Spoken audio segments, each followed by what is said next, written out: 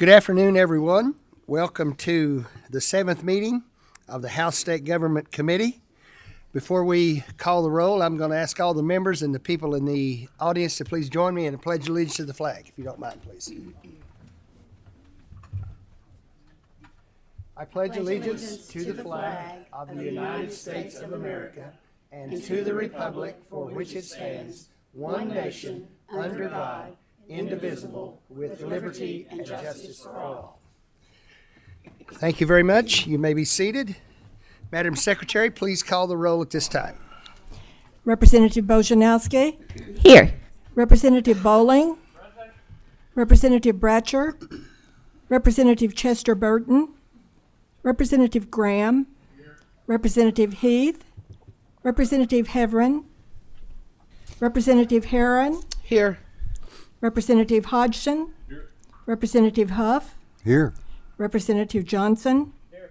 Representative Maddox. Representative Rawlings. Here. Representative Tate. Here. Representative Tipton.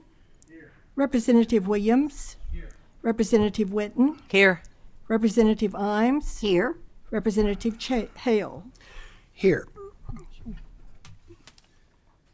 We do have a quorum, and we are constituted today to do business from this committee. Before we begin and go to our first item, just a quick reminder to all of those on the committee here and all that are guests that are in the audience there, please silence your cell phone if you don't mind at this time.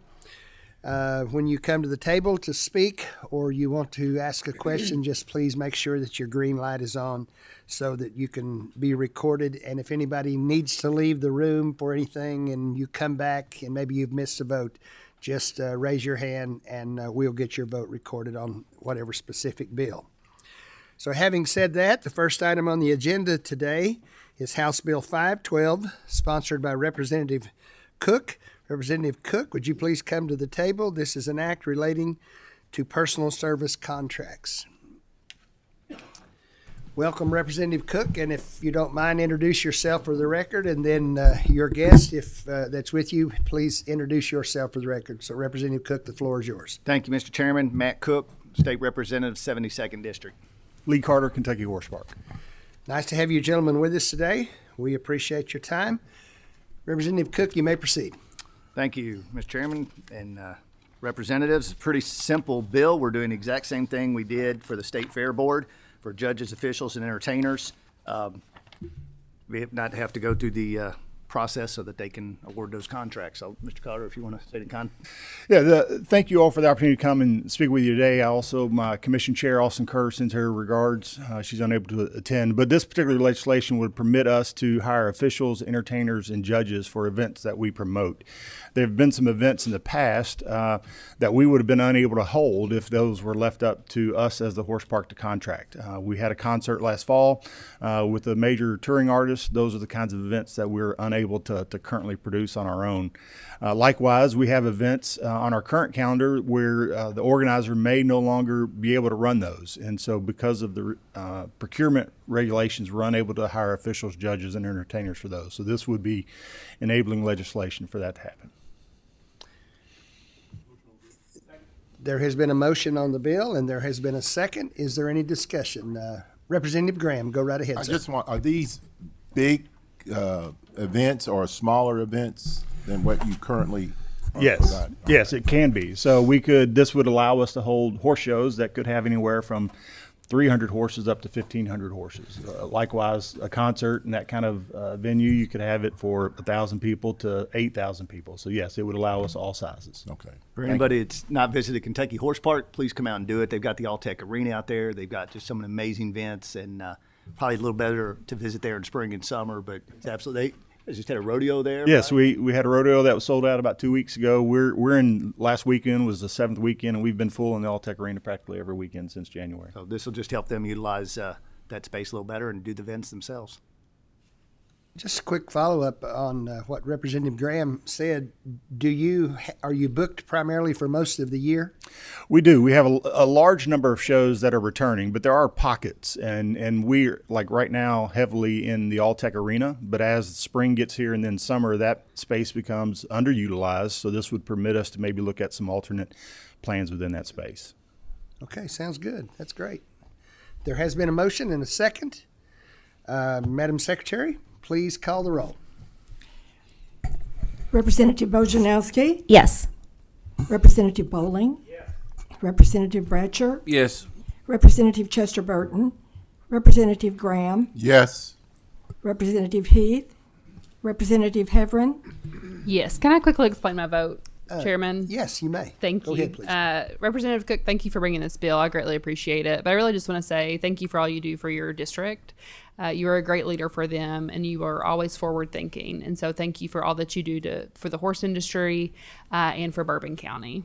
Thank you, Mr. Chairman. Representative Herron. Yes. Representative Hodgson. Representative Huff. Yes. Representative Imes. Yes. Representative Johnson. Yes. Representative Maddox. Representative Rawlings. Yes. Representative Tate. Yes. Representative Tipton. Yes. Representative Williams. Yes. Representative Witten. Yes. Representative Hale. Yes. The motion passes with 16 favorable yes votes, 0 nay votes. Should pass, or passing here with favorable expression, should do the same on the House floor. Thank you, gentlemen, very much for your time today, and we certainly wish the Horse Park well. I know it's a beautiful facility over there. I personally need to get back out there again. It's been a while since I've been there. But Come see us. Thank you very much. Thank you all very much. It's almost as good as Bill as the rock bill you got coming up. thank you, Representative Cook.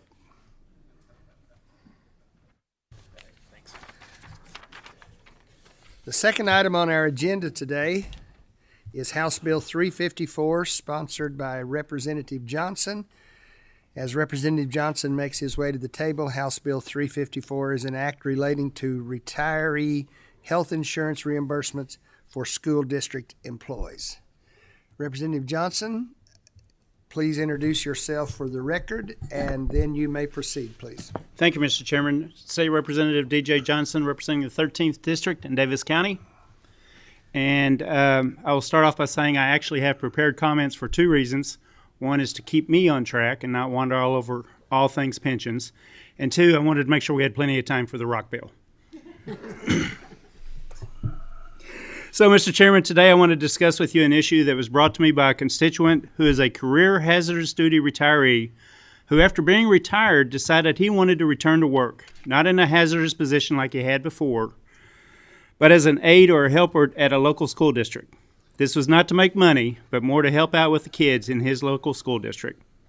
As a 20-year Tier 1 hazardous duty retiree from CERS, he is eligible to have his health insurance premium paid fully by the system for he, his wife, and any dependents. His full-time employment at the school district also provides health insurance coverage, and in fact, through the exact same state health plan. In other words, same benefits. But the premium through that system is not fully paid. So naturally, since he's in the same plan that he already has, he'd rather keep his coverage through CERS since it would save him several $100s per month. It sounds simple enough. Just take your coverage to the retirement system instead of the school district, and everyone's happy. Except he can't because of a chain of reaction of state laws that were made in 2008 and policies enacted both by KDE and local school districts since then. So I will explain a little bit in detail. I will try not to get too deep in the woods, but I got to get there a little bit. So in 2008, the General Assembly passed a pension reform bill that included ending second retirement accounts for our state and local pension plans and created specific requirements for employees and employers. As part of that legislation, if the reemployed retiree took health coverage through the systems, we require the employer to reimburse the systems for that cost of health care, and it would not exceed a single premium rate, which is roughly about $950 a month right now. The employer just has to reimburse the system for the cost of the health. However, in the case of school districts, health insurance costs are paid for by a general fund appropriation to KDE, which is approximately $850 million this year. Shortly after the passage of the bill in 2008, KDE made an administrative decision that they would not pay the health reimbursements to the retirement system on behalf of the school district like they do for employee premiums. In other words, if they take the employee health plan through the school, it's paid for KDE helps pay for that. If they take it through their own retirement plan, KDE will not reimburse the systems for that health care plan.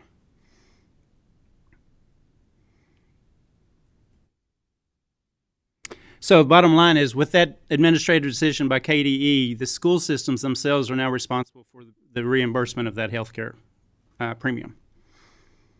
School districts, some of the school districts, not all of them, but some of them, then established policies that in order to be employed by the district as a retiree from these systems, you had to take the coverage through the district. They did so to avoid the same reimbursement costs that KDE chose not to reimburse as well.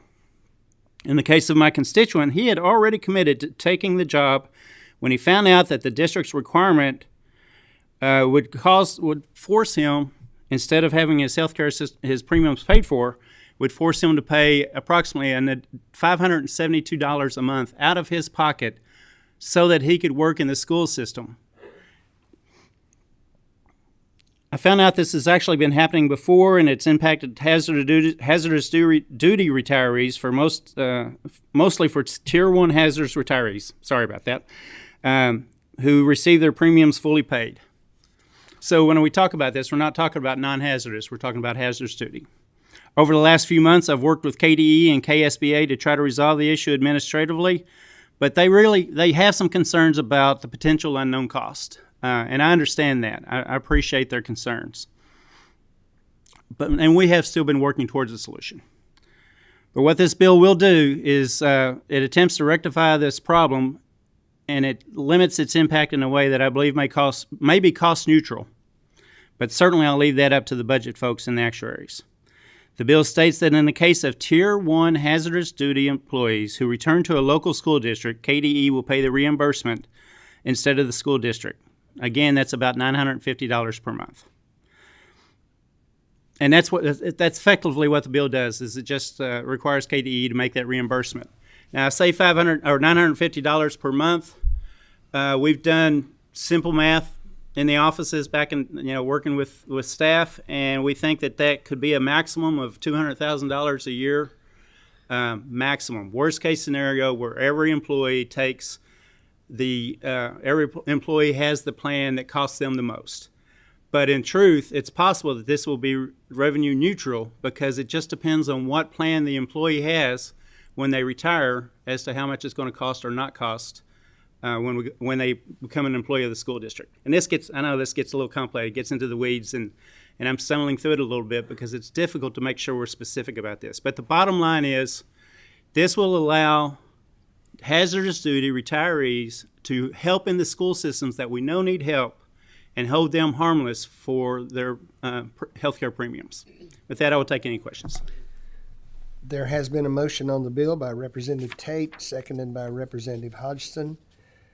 Before we proceed, there are a couple questions, but Representative Johnson, let me just ask you this real quick. I've heard of this. I've heard of a few incidents of this. Is this somewhat of an isolated occurrence, or is this happening quite frequently, or are there several people that's actually been affected by this? Well, I think the best thing for me to do is talk to the breadth of this issue. KPP has calculated there's about 260 hazardous duty retirees who have returned to work in the school districts. Out of those 216, 54 of them are already exempt from the reimbursement costs because they're working as SROs, and we made that exemption a few years ago. So we're talking about 150 to 160 potential individuals that are involved with this. So it's not, it's not massive. Okay. Representative Graham, you may proceed, sir. Thank you, Mr. Chairman. Just to follow up on that, so most of these are not school resource officers. They're in other positions, or are they basically SRO? This applies specifically to the ones that are not SROs, nor are they teachers. SROs are already exempted from the reimbursement requirement per legislation we passed a few years ago. And so there's no major impact on the retirement systems? None, because this won't affect the retirement systems regardless of how it goes. Okay. Thank you, Mr. Chair. Representative Bojanowski, go right Yes. ahead, ma'am. Thank you. I remember this story from PPOB, and it does not make sense for someone who retires from hazardous duty to have to pay more for benefits that they've earned. My only question is, and I didn't see, is there any mechanism in the bill for reporting from KDE to this body or to PPOB, just so we can have a handle on exactly how much it will cost? There's no mechanism in this bill, but I can tell you as chairman of PPOB that I'll request that information as we go forward. I appreciate it. Is there any other questions or discussion? Representative Tipton. Thank you, Mr. Chairman. Representative Johnson, I appreciate you bringing this. We certainly need to be removing obstacles. If you go through our pension bills, they are very convoluted. They are complex. There have been many of these little fixes in there. Sometimes I hope somebody one day will go through and do a revamp and clean them up. But I don't see that happening in the immediate future. Just want to make a point, as Representative Bojanowski mentioned, a couple of years ago, joint leadership on the recommendation of the co-chairs adopted a policy that before any pension bill would go through the General Assembly, it needed to be vetted PPOB. This bill was vetted by PPOB. I say that just as a reminder, so everybody's aware of that little rule we have. The purpose of that is to really, a lot of times these bills add costs to the pension systems. Maybe the increased benefits, we just want to vet those bills and get the accurate picture. So I just want to thank you for bringing it to PPOB and assure everybody that PPOB vetted this and saw no real issues with that. Thank you, Mr. Chair. Thank you. Thank you, Representative Tipton. Any other questions or comments? Seeing no questions or comments, having a motion and a second, Madam Secretary, please call the roll. Representative Bojanowski. Yes. Representative Bowling. Yes. Representative Bratcher. Yes, and I'd like to say I'm glad that the bill sponsor took it through the PPOB of which he chairs. So that was very good. Representative Chester Burton. Representative Graham. Yes. Representative Heath. Representative Heverin. Yes. Representative Herron. Yep. Representative Hodgson. Representative Huff. Yes. Representative Imes. Yes. Representative Johnson. Yes. Representative Maddox. Representative Rawlings. Yes. Representative Tate. Yes. Representative Tipton. Yes. Representative Williams. Yes. Representative Witten. Representative Hale. Yes. House Bill 354 passes with 15 favorable votes, 0 nay votes. Should do the same on the House floor. Thank you, Representative Johnson, and a very great presentation. Thank you, sir. Thank you very much today. The next item on our agenda today is House Bill 349, sponsored by Representative Callaway. House Bill 349 is an act relating to inline of duty disability benefits and declaring an emergency. Representative Callaway, would you please introduce yourself for the record, and the gentleman that's with you after you introduce yourself, and then you may proceed. Go right ahead, ma'am. Thank you, Chairman. I am Representative Emily Callaway. I represent the 37th District, which is part of Jefferson and part of Bullitt.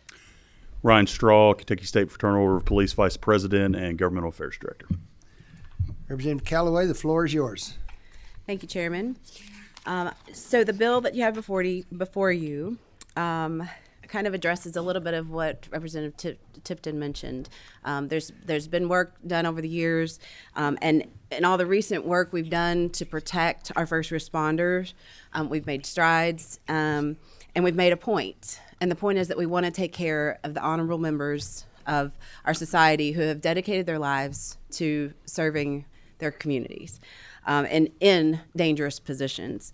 And I'm certain that we never meant for an honorable hazmat duty employee who has dedicated their life to serving and protecting us, who was injured while doing that very job, to be in a position where his health insurance is not being covered. It costs more than the benefits that he's receiving.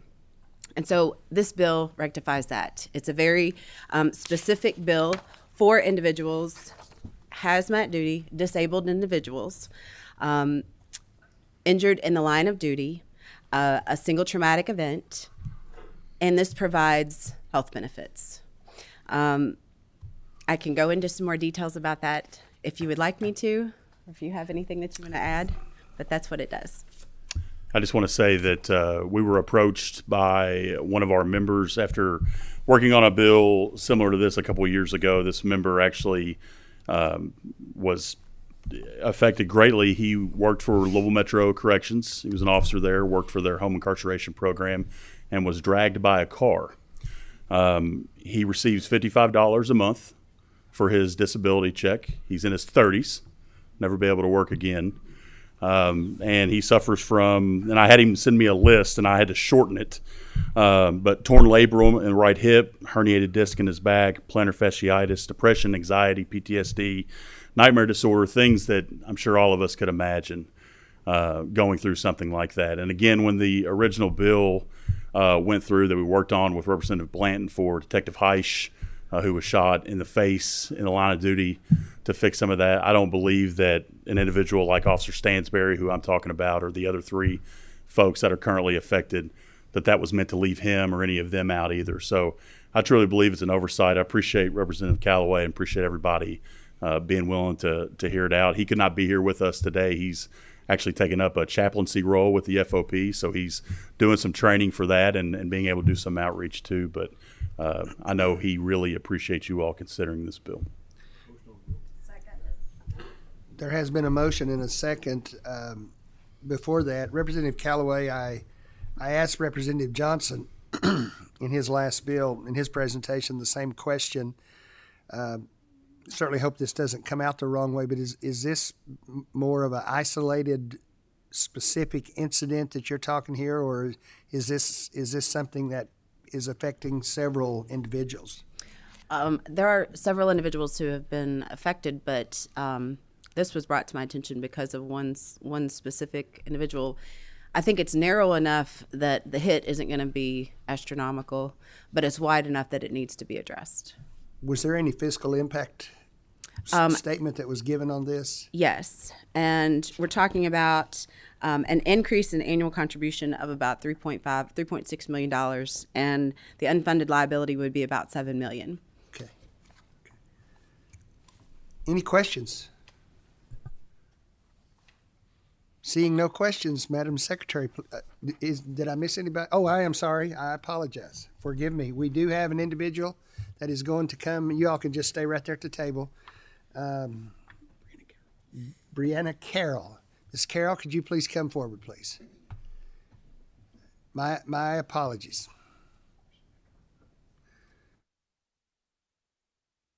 I thank somebody back there in the back for giving me a hand motion. This guy here, he had just told me, but I had forgot. Please introduce yourself, ma'am, and then you may proceed. Brianna Carroll, Director of Public Affairs for the Kentucky League of Cities. Go right ahead, ma'am. I'm not here today to really debate the policy, just really piggybacking off of your comments about the cost.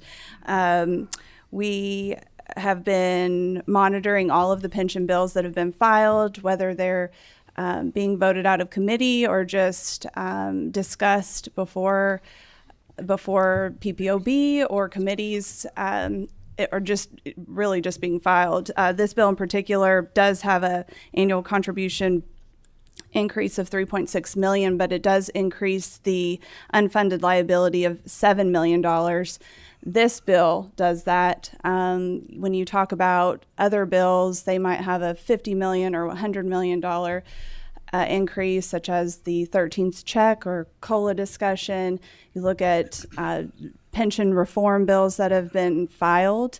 There are other bills that have been filed too that have other impacts, and so I would request if you all have consideration of just really taking a comprehensive look at all of these pension bills, in particular line of duty.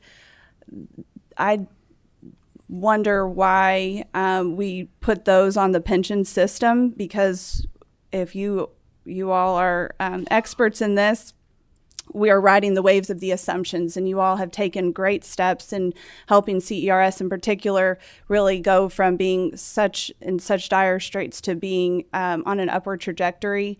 And as we put these line of duty benefits on the pension system, we're riding the waves of the assumptions, and we're really paying interest on it.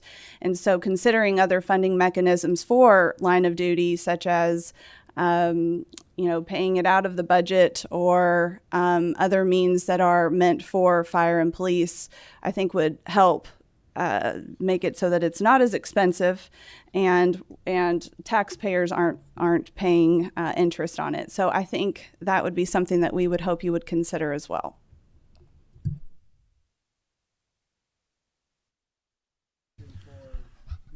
It's not actually a question, it's a comment, and Ms. Carroll took a lot of my thunder, but that won't stop me from repeating myself. So I would say that we are going to hear this bill in PPOB this coming Monday.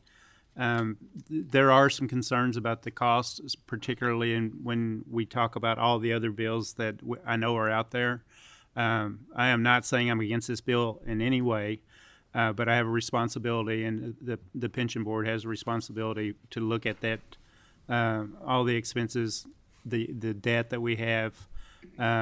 So I would say I look forward to PPOB on Monday, and I'd also offer that we can look for maybe some ways to reduce the cost. Maybe we can narrow something there. But we do have to consider the cumulative impact on the unreimbursed or unfunded liabilities that we have. They haven't gone away. CERS is at about 22% funded right now, maybe 20. KERS, sorry, about 22%. So we got a long ways to go, but we've got to take care of our hazardous duty employees as well. So we're going to have that conversation at PPOB as well. Representative Bratcher? Well, this is mostly CERS, right? Yeah. It's KERS and CERS and SPRS. CERS is 56% funded. Okay. That's all. Are there any other questions? Ms. Carroll, I'm going to ask you please to step away from the table if you don't mind. Thank you. Did you have one? I'm sorry, Representative Graham, did you? With the chairman of PPOB saying that we're going to hear it, I don't know whether or not we probably need to have the meeting, and then if we get information that's helpful, the possibility of us coming back and voting on this, or do we proceed in voting and deciding today when we really know that we have to wait for that information to come when we meet with PPOB? So. Well, I think we need to go ahead and vote on this specific piece of legislation as we have it today. Representative Johnson has stated that he plans to hear this or take this up in the meeting, I think, this coming Monday.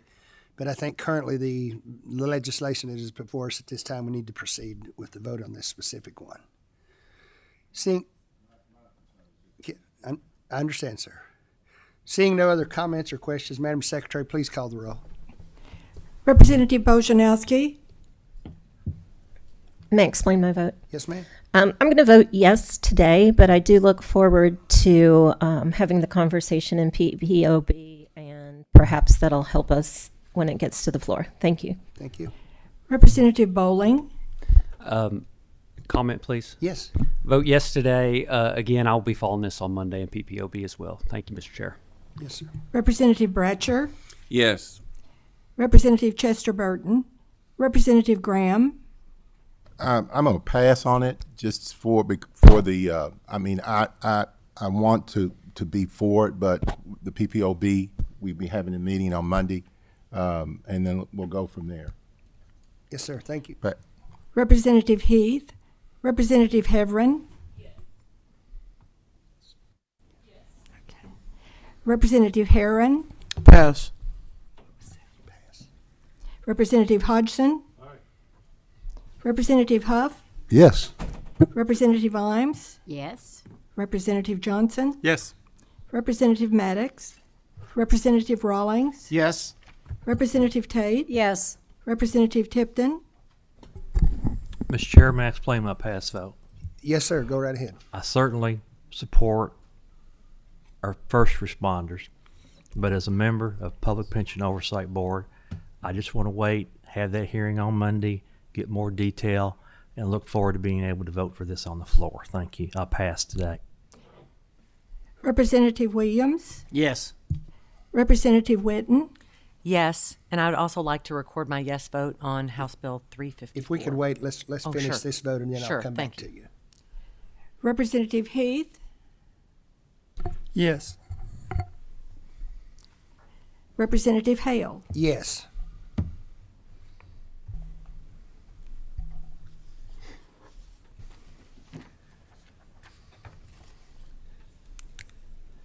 House Bill 349 receives 14 yes votes, 0 no votes, 3 pass votes.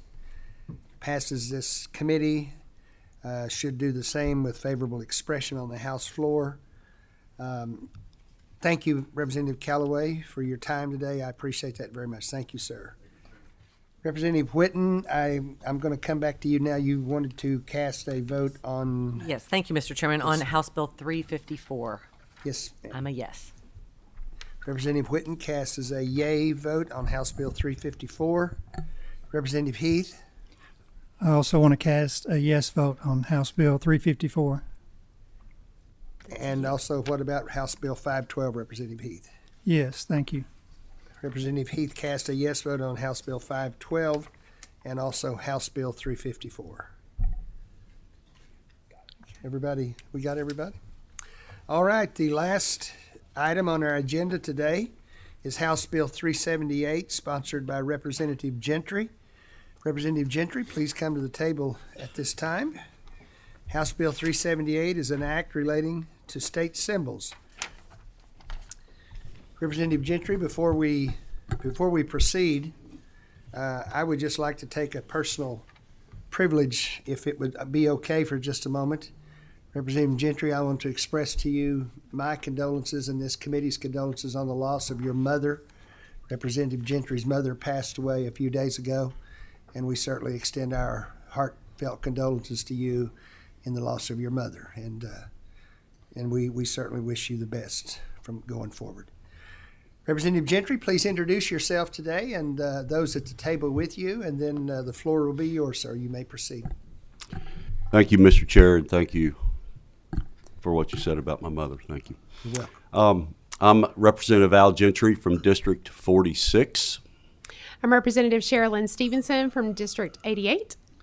I'm Dr. Trent Garrison, former president of Kentucky Academy of Science. Thank you all for being with us today. Representative Gentry, the floor is yours. Go right ahead and explain to us the intricate details of House Bill 378. Well, this bill actually was first filed by me in my very first session when I was here in 2019. Dr. Trent Garrison came to me and explained the error that had been made quite a while ago. And he is a geologist and past president of the Kentucky Academy of Science. And once I filed it, Representative Gentry came to me and was like, I'm a geologist. This is amazing. So at that point, I was like, oh, well, then you absolutely should be carrying this bill and talking about this bill more than I should. So it has been passed off, and here we are. Thank you, Representative Stevenson. So as she said, yes, I am a geologist. Haven't practiced it in quite a while, but started in mineral exploration business back in the 1980s and then went into more hydrogeology, if you know what that is, and worked in environmental consulting for a while. So I have brought the true expert here. If we get into deep crystalline discussions with mineralogy, then I may have to refer to my expert here. But generally what happened in 1998, the Kentucky General Assembly passed legislation to designate coal as the official state mineral. Problem is, coal is not really a mineral in geologic terms. It's a organic sedimentary deposit we might refer to as a rock. Okay. Not to be outdone, two years later, the Kentucky General Assembly passed legislation to designate Kentucky agate as official state rock. According to the Kentucky Geological Survey, the survey was not consulted prior to this designation, which is unfortunate because agate is a microscopically crystalline variety of the mineral quartz and not a rock. Kentucky has a state rock that is really a mineral and a state mineral that is really a rock. So that is the unique designation, and what House Bill 378 does is it allows us to continue to honor these incredible substances and very unique and historical significance to our state of Kentucky. But we just switch the designations to make it a little bit more reflect what they actually are geologically speaking. There has been a motion and there has been a second on this House Bill 378. We need some discussion on this. We need a question on this. Representative Tipton, you may go first. Thank you, the queue is Mr. getting Chair. filled up here really fast. So Representative Gentry, Tipton, go Representative ahead. Stevenson, appreciate you bringing this. We often talk about, when we pass legislation, about unintended consequences. Yes. And I know we're kind of laughing a little bit today, but hey, let's get it right. Absolutely. And I appreciate you bringing this. You mentioned this, I'm not going to pronounce this right, chalcedony agates, like a quartz. Could you kind of describe a little bit what that would look like color-wise and structure, just so we've got a better idea? Or did you bring an example with you? I did not bring an example with me, but I brought an expert in this area, a little bit higher level than myself, but chalcedony is microcrystalline form of quartz. So, but if you want to comment on. You may, sir. Go right ahead. Yeah, it's generally clear. It can vary in color a little bit, but you may be familiar with Kentucky agate and what it looks like. There's some beautiful pictures if you go to Google, and there's plenty of places around Kentucky where you can find it. So I think it's a wonderful thing that we've made it this far, and we've made some jokes about it, but I think it's great that we're at this point that we're going to hopefully switch this back around and make it right, scientifically accurate. Representative Hodgson, you have a question. Yes, sir. This is a question I've had since geology class in 1978. If you have an outcropping of mica schist, which I believe is a rock, and it intersects an alluvial fan from a river that may contain both rocks and minerals, could that be considered the point at which the schist meets the fan? That is correct. Thank you. I think after that question, we're going to proceed.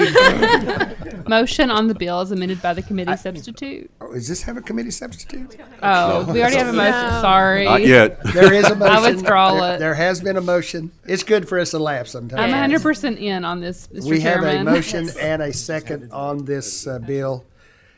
Before we call the roll, Representative Gentry, thank you. I really mean that. Thank you for bringing this. Thank you for your guest. I was raised in the hills of Menifee County. I didn't know if coal was a rock or a mineral. All I knew is I had to carry it in a bucket to put in the To stove, get warm. and then had to remove it to take it back out. So that was all I knew about it. But thank you. Please call the roll, Madam Secretary. Representative Bojanowski. May I explain my vote? Yes, ma'am. I'm going to be a yes because my daughter is a geology major, and this is probably causing her much angst. So thank you. Representative Bowling. Representative Bratcher. Yes, I'd like to explain my yes vote. I'm probably the only one on this committee that made these votes. Yeah, probably. And I've been waiting all these years for somebody to set it straight. So thank you, sir. Representative Chester Burton. Representative Graham. Yes. Representative Heath. Yes. Representative Heverin. Yes. Representative Herron. Yes. Representative Hodgson. Aye.